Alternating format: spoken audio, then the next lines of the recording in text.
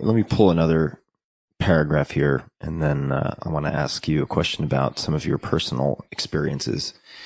And this is related to the science that was brought up earlier. There are many things in heaven and earth that are beyond the ken of science and may remain so forever. Anyone who has taken psychedelics seriously or has had other transcendent experiences is likely to share that conclusion. At the same time, science remains the most effective method for asking questions of nature and getting back answers that can be tested and validated. So you fascinate me on so many different levels. And I've actually read much more of your writing than I have read the writing of your brother. And part of the Venn diagram that makes you such a subject of interest to me is the scientific, let's call it the esoteric, and then the personal. And I've heard in other interviews you talk about, when prompted, you don't just volunteer this, but when people ask about the number of sessions you have done with, let's say, ayahuasca, it seems to number, even though you don't keep track, in the 500 plus. I'd say so. Range, something in that range. And as far as I know, you're not a member of one of the syncretic churches. Nope. Where people would drink twice a month. So people can do the math. If someone does that for decades, it adds up.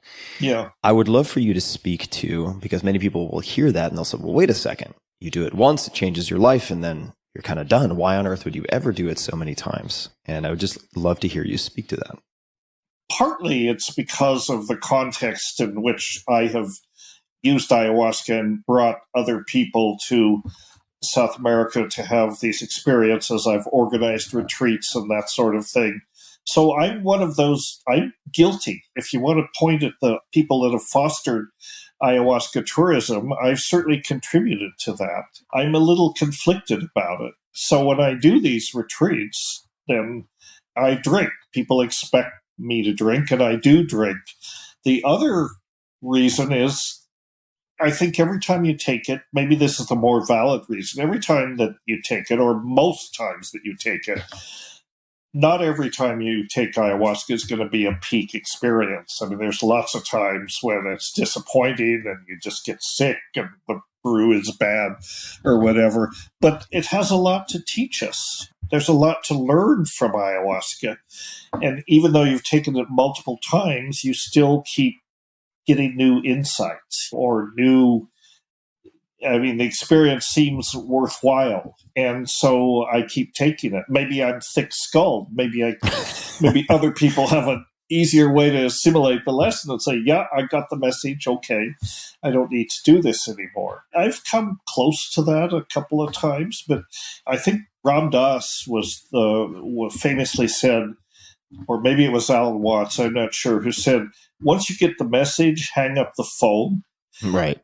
And I sort of think I disagree with that. I think, in other words, the message is not the same every time. There is no standard message. And this is a dynamic interaction with the plants that you're learning from. Indigenous people talk about plant teachers.